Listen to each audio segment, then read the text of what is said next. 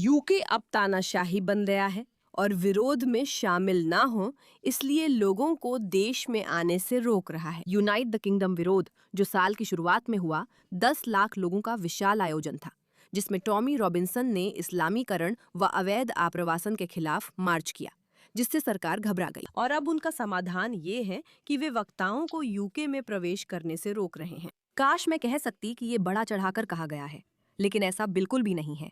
ओ भगवान, ओ भगवान, ओ भगवान।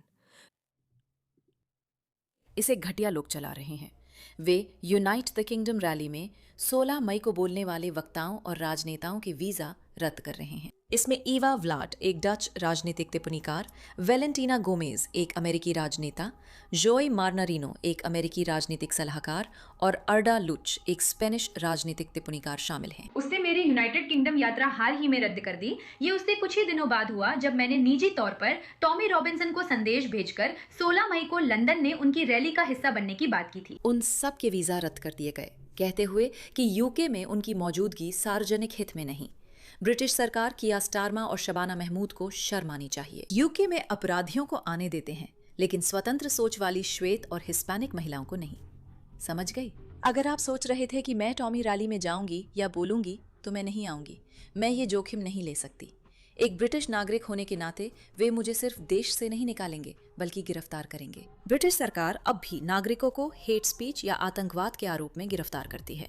मैं अपने ब्रिटिश फॉलोअर्स से रैली का समर्थन करने का आग्रह करती हूँ। जाइए, मजे कीजिए, शांत रहें, शराब ना पिए और उस सुंदर द्वीप से प्रेम करें। इस ऑरवेलियन तानाशाही को पलटने का एकमात्र तरीका है कि उन्हें वोट से बाहर कर दिया जाए।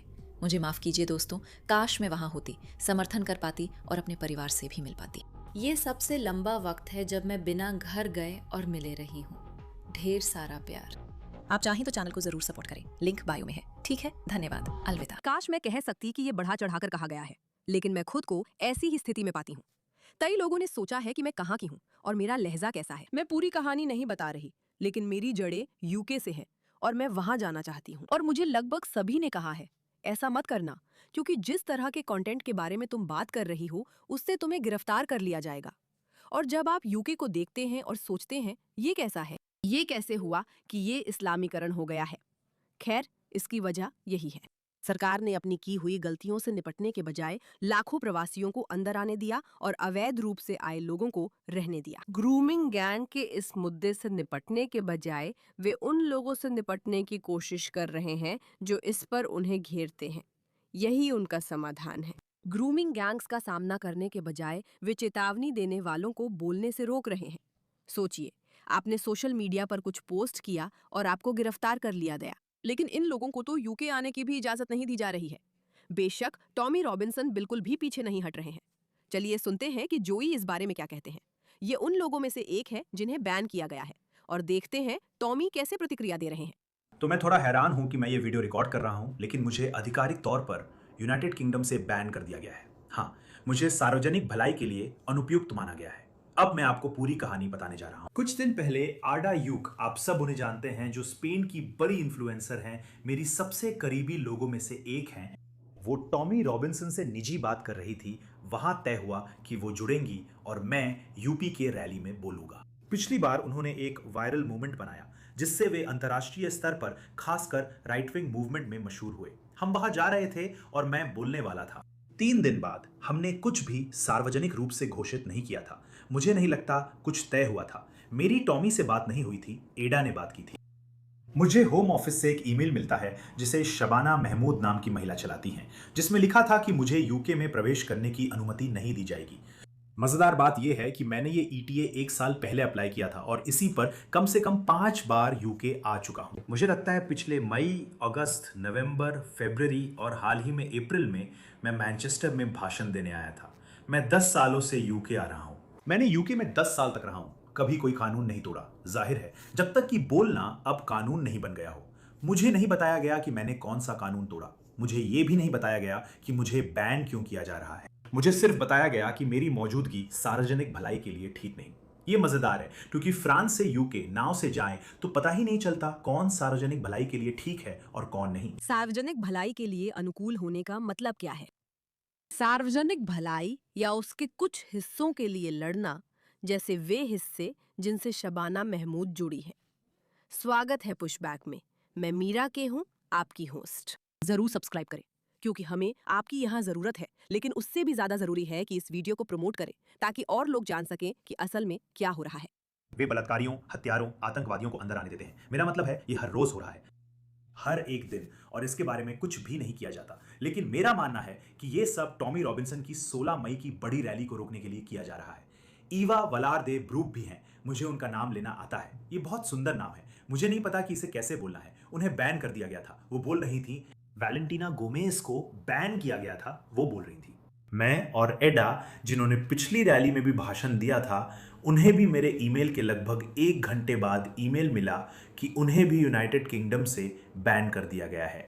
सचमुच शबाना महमूद की एक टीम है, मेरा मतलब है शायद, जो बैठकर ये तय कर रही है कि कौन इसमें बुलाया जा सकता है और ये सुनिश्चित कर रही है कि वे अंदर ना आ सके ताकि प्रचार कम रखा जा सके। उन्हें नहीं पता कि इससे मामला बढ़ेगा क्योंकि लोग इस बैन के बारे में सुनेंगे और विदेश में लोग बात करना नहीं रुकेंगे। हैरानी की बात है कि विदेश में कई लोग अभिव्यक्ति की स्वतंत्रता को दबाए जाने के मुद्दे में रुचि रखते हैं क्योंकि वे यूके को नाकामी मानते हैं और सोचते हैं कि हम ऐसा कैसे ना करें। शायद इसका हल है कि यूके की नीतियों में समस्याएं बताने वालों की सुनी जाए, क्योंकि वो जनहित के अनुकूल नहीं है। आप लोग यूनाइटेड किंगडम में, मुझे आपका देश पसंद है, लेकिन आप लोग तानाशाही के अधीन रह रहे हैं। इस सरकार को वोट देकर बाहर करना ही होगा। वे उन लोगों को अनुमति नहीं देंगे जो कोई नुकसान नहीं पहुंचाना चाहते और सिर्फ अपने विचार साझा करना और देश का दौरा करना चाहते हैं।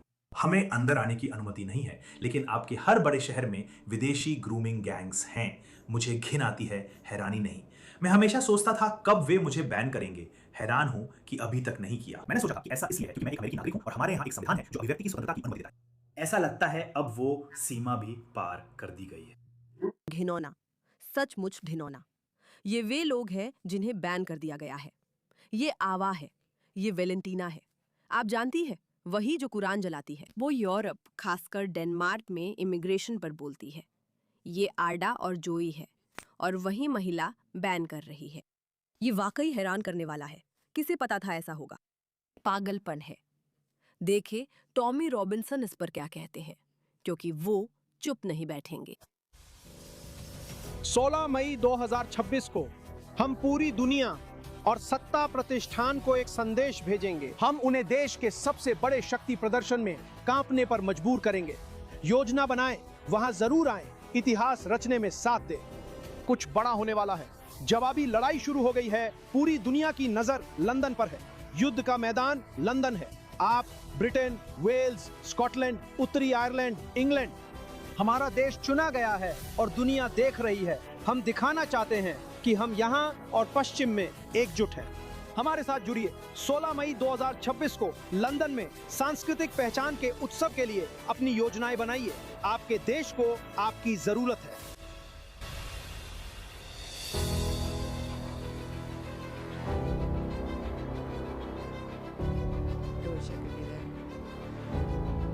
मेरा अगला साल का लक्ष्य है कि मैं इसका मुख्य आकर्षण बनूं। मैं इस कार्यक्रम की मुख्य प्रस्तुति देना चाहती हूँ। मैं वहां होना चाहती हूँ और सबको बताना चाहती हूँ कि हमें क्या करना है। टॉमी रॉबिन्सन कहते हैं, जैसे ही कियोस्तामा का शासन उन स्थानीय चुनावों में मिटने वाला है जिन पर उसने रोक लगाने की कोशिश की थी, unite the kingdom and west rally से पहले घबराहट है। उसने देशभक्तों के प्रवेश पर रोक लगानी शुरू कर दी है। हमारे तटों पर लाखों लोग हैं। कीर, अपना बैग पैक करो। हाँ कियास्तामा, आप ऐसा नहीं कर सकते और उम्मीद करें कि लोग कहेंगे, वाह बहुत अच्छा किया। ग्रूमिंग गैंग्स का बचाव करते रहो जो हमारी बच्चियों के साथ बलात्कार कर रहे हैं, और सबको चुप रखो। हमारा मकसद तुम्हें सत्ता में रखना है। जैसा टॉमी रॉबिन्सन कहते हैं, यूके वैसे ही चुना गया है जैसे अमेरिका में टेक्सास। उन्होंने एक नक्शा देखा और कहा, सबसे महत्वपूर्ण जगह कौन सी है जिसे हम निशाना बना सकते हैं और धीरे धीरे कब्जा कर सकते हैं, और वहां से बाकी सब जगहों पर भी कब्जा कर सकते हैं। अगर हम यूके और टेक्सास को निशाना बना सकते हैं तो पूरे यूरोप और पूरे अमेरिका को भी निशाना बना सकते हैं। वे जानते हैं यही योजना और रणनीति है। यही लिखा है। टॉमी रॉबिन्सन उन कुछ लोगों में है जो सच में इसके खिलाफ लड़ रहे हैं। मुझे लगता है कि ये आदमी यूके में चल रहे पागलपन को उजागर करने के लिए सबसे साहसी काम कर रहा है, जिसमें लोगों के आने पर रोक भी शामिल है। मुझे नहीं पता कि अगर मैं फ्लाइट में चढ़ती हूँ तो मुझे बैन कर दिया जाएगा या नहीं।